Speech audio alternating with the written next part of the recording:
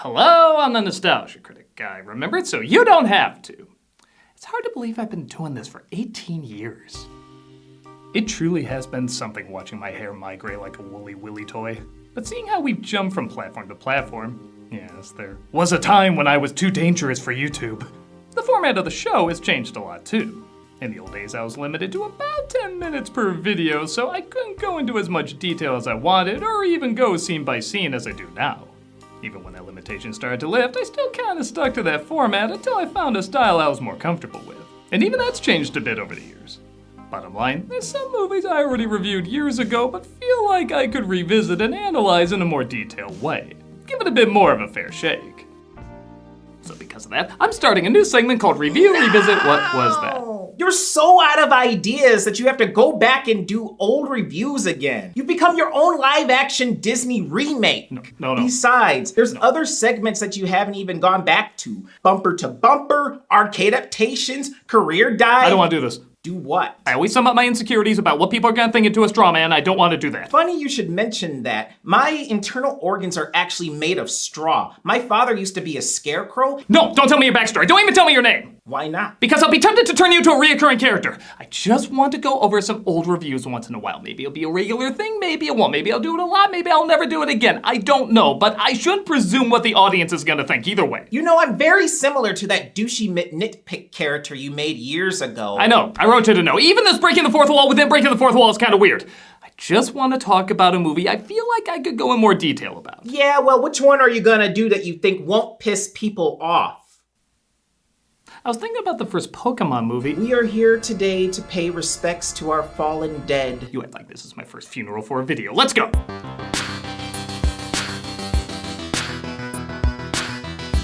It's been over 15 years since I've reviewed this movie, and since then people have let me know they really like Pokémon.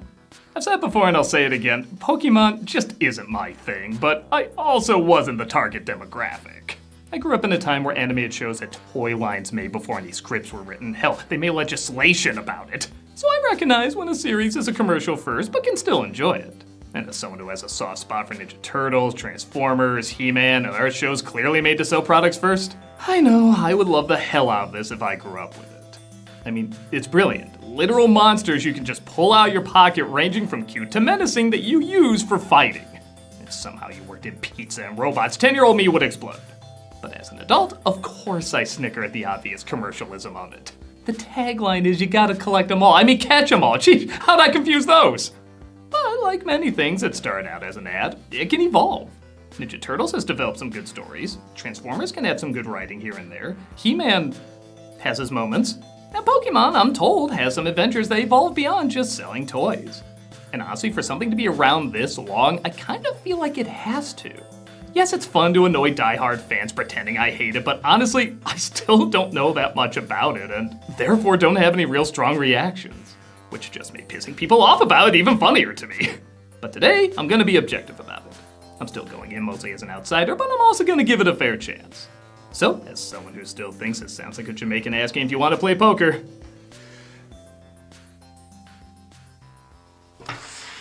let's take a look at, again, Pokémon the first movie. Oh, the film farted, nice. Actually, we're inside the cell of Mewtwo, a powerful Pokemon created by a scientist trying to make a clone of another powerful Pokemon named, you guessed it, Mew.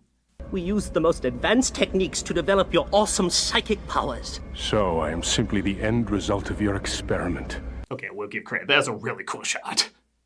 Am I only a copy? This cannot be my destiny. No escaping that from me!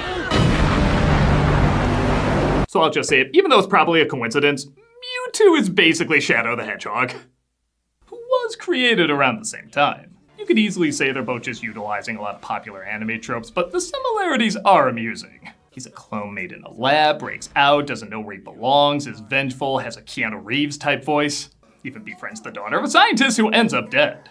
Now that last part doesn't ring a bell, that's because that was in the original Japanese version. You'll find there's an all-you-can-eat buffet of differences between the American and Japanese versions. Some we'll dive into, some we won't, but bottom line, these changes were made because 4Kids and Warner Brothers thought the plot to the original was too adult. Considering anime, that's not surprising. Look how they did the original Escape from the Lab.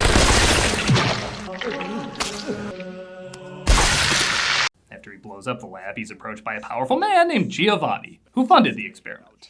I'll show you a way to focus your powers that will make you invincible. Show me. Well, that flowed naturally. Destroy all scientists. Come with me, I'm a scientist. Okay. Learn to use them to accomplish your purpose. What is that? Patience, your purpose will become clear. Trust me, it'll become clearer. They train him against other Pokemon and discover he is indeed powerful, maybe even more powerful than the one he was cloned after. But, see if this sounds familiar, he doesn't know what his purpose is, doesn't like being controlled by scientists, and blows up the lab. Didn't we do this yesterday? So while in both versions Mewtwo goes through an existential crisis, in the Japanese version he feels no value because he's a copy of something else. So his logic is if he becomes more powerful than the original, maybe he'll justify his existence. Warner said though he was too sympathetic and complicated for kids to see as the villain because blowing up a lab full of people not once but twice wasn't enough. So they tossed in as well he wants to, you guessed it, take over the world. This is already one big callback, why not? Of course! We then cut to our leads, Ash, Misty, and Brock, as the narrator awkwardly reminds kids who know who they are. And this was done so grown-ups taking their kids to the movie would apparently get sucked into the story easier. As a grown-up, I can say, that didn't work. As always, Ash is determined to become a Pokémon master, and as always, he's ready to endure any hardship. And as always, I'm their stalker, hiding in the bushes, saying out loud everything I see. Oh no, they spotted me! Back to my home where I'll uncomfortably look up more questionable material from this show. Let's have a match.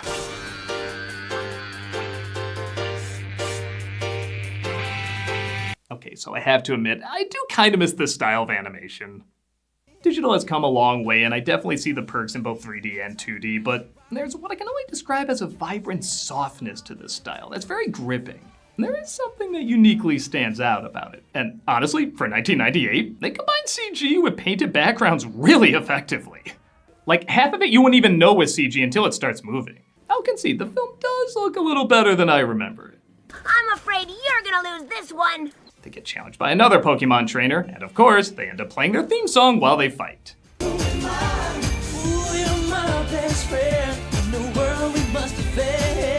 Yeah, I know this trick playing the intro theme to get kids hyped up, but personally, I don't get invested unless Cobra's on Lady Liberty or Robo Orson Welles eats a planet. There's another credit on Pikachu's charge account. They're watched by their enemies Team Rocket, made up of Jesse, James, and Meowth, who wish to capture Ash's Pokemon, Pikachu. The last time you cooked, you wiped out 8 of my 9 lives. Timing like a... So they get an invite from... Timing! You get one annoying callback, that's it! So they get an invite from the supposed greatest Pokemon trainer ever to... just show up to his place, I guess. Greetings, Pokemon trainers. I bear an invitation. She's really small, but really pretty. Alright, even for a 90s anime dub, that was weird. They decide to attend, but they have to make their way to his house in the middle of the ocean during a storm. Team Rocket snags an invitation as well and tries to use it as a chance to capture our heroes. We get you to a new island faster than you can say perfect nougat. Okay, fans, truthfully, are you really shocked grown-ups couldn't get into this? I didn't know Vikings still existed. They mostly live in Minnesota. It's a dumb boy. Team Rocket reveals themselves, and though I don't know a ton about the show, I know even I should be grateful they cut down their long-ass motto. Prepare for trouble. Forget the motto.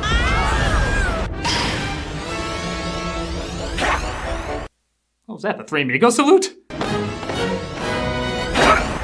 They use their Pokemon to survive the storm as they and other trainers make their way to the ultimate Pokemon trainer, who they're surprised is a Pokemon himself. A Pokemon can't be a Pokemon master. From now on, I am the one who makes the rules. As the scientific fusion of camel and camel toe, I deserve respect. Child's play. It turns out he's hypnotized a girl named Nurse Joy to use her as a vessel to speak, but he has no more use for her. Where am I? And how in the world did I get here? Oh no, she's still under his spell! No, that's just how I sound. Meanwhile, Team Rocket sneaks in and discovers HR Geeker's Care-a-Lot. I was hoping there'd be a party. I'm aroused. Sit on me again. Put me down! It turns out this is a machine that clones Pokemon, as they symbolically reenact how Nintendo shits them out.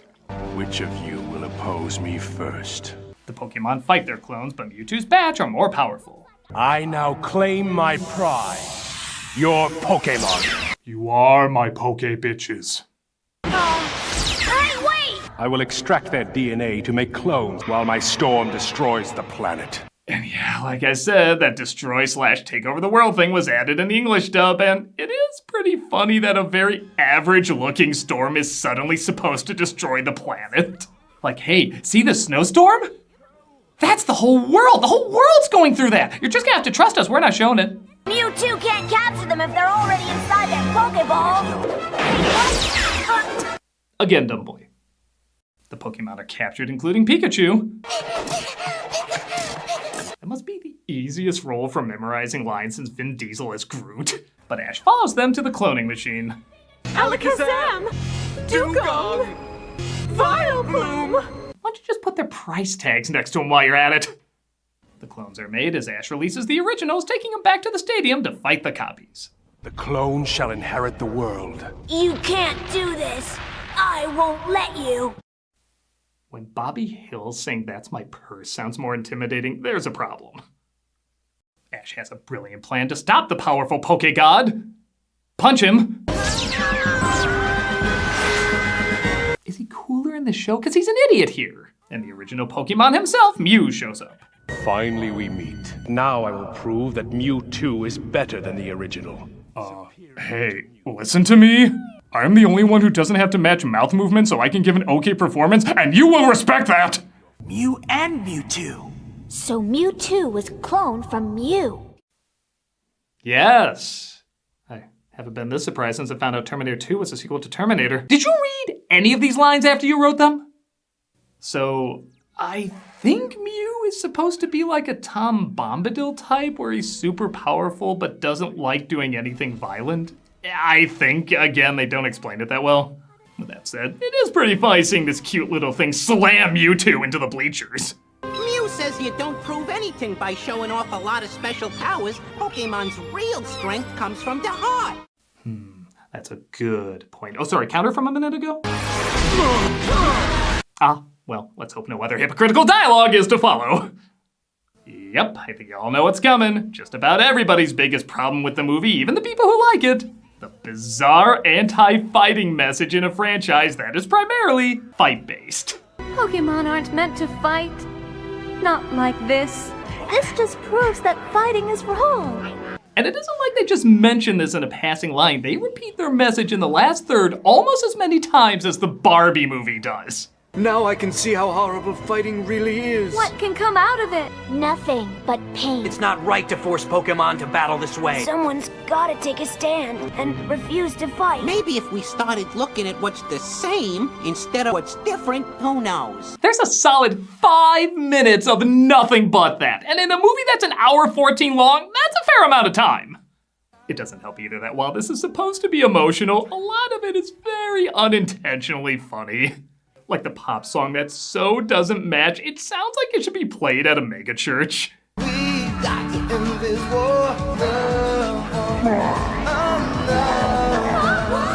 All this violent, chaotic destruction being interrupted by a duck slapping another duck.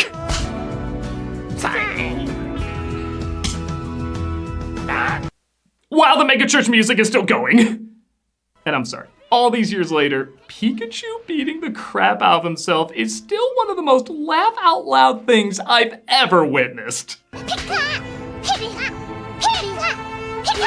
don't care if you were 3 when you saw this, and maybe you were even falling for the forced message, but somewhere deep down inside you, you knew this was hilarious. She's my sister. She's my daughter. My sister, my daughter. My sister, my daughter. Those Pokemon look like they're ready to fight to the death. That's a fight that nobody's going to win. Now, while this is clearly not what they were saying in the Japanese version, I will admit their lesson is a little weird too. The trainers see that clones are also alive and should be valued.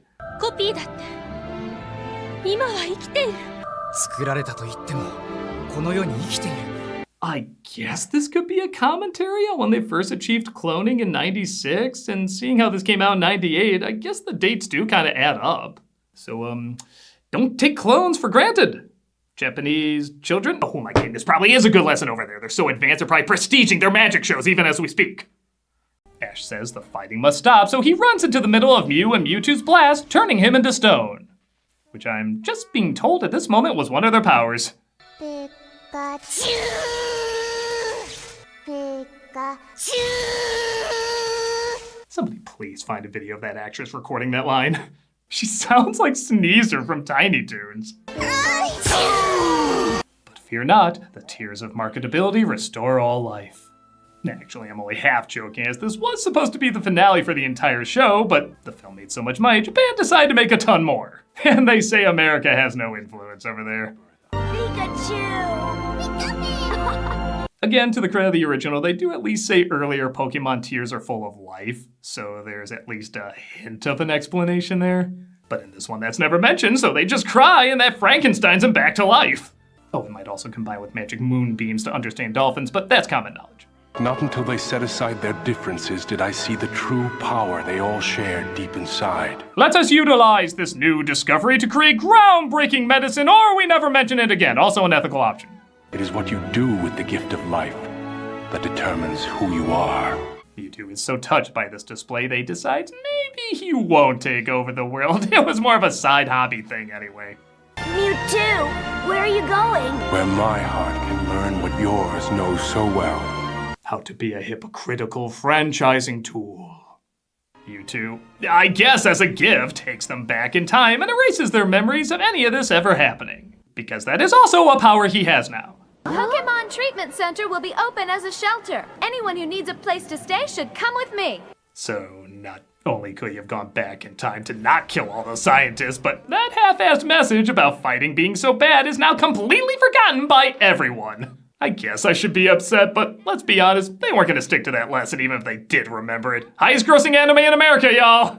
Hey guys, how did we wind up in this place anyway? Well, I guess we're just here because we're here. Even if their memories weren't wiped, I'd be like, yeah, that sounds like typical dialogue from this team. Many strange legends surround the mysteries of Pokémon. Just as many adventures await our young heroes as they continue on their quest. Oh, and something about fighting bad? I don't know. Check out Mewtwo on Super Smash Bros., a literal fighting game. Fighting bad. Buy our fighting game, Fighting Bad. This is still not a good movie. Big shock, I'm not the only critic who thinks that, and I guess the fan reaction is kinda mixed. There's people who like the nostalgia and fond memories of it and how bright and colorful it is. But there's others who are still pretty pissed they changed so much from the original because they felt like their audience wasn't smart enough to follow it. I certainly can't say I hate this movie by any means. Like I said, if I grew up with it, I would probably like how creative and odd and well animated it is. There are elements of an existential struggle in there, but the commercialism and hypocritical message overrides all that without enjoyably embracing its commercialism like some other product movies. The Japanese version seems a little all over the place too, but at least there's an attempt at ideas and complex emotions for a kid show adaptation. It's not a good flick, but I can see a few decent things in it at least. I don't think anyone ever took it too seriously, so I'm not that concerned about kids getting mixed messages. But I think it's pretty clear this is an American adaptation of a Japanese movie we're clearly not catching all of. And sorry we didn't get to do too much with you, nameless character. Strawman. Damn it! That's your name, isn't it? Yep. Now it's in my head. You have an identity to me! See you in the Minecraft review. I'm doing a Minecraft review? I think you have to now.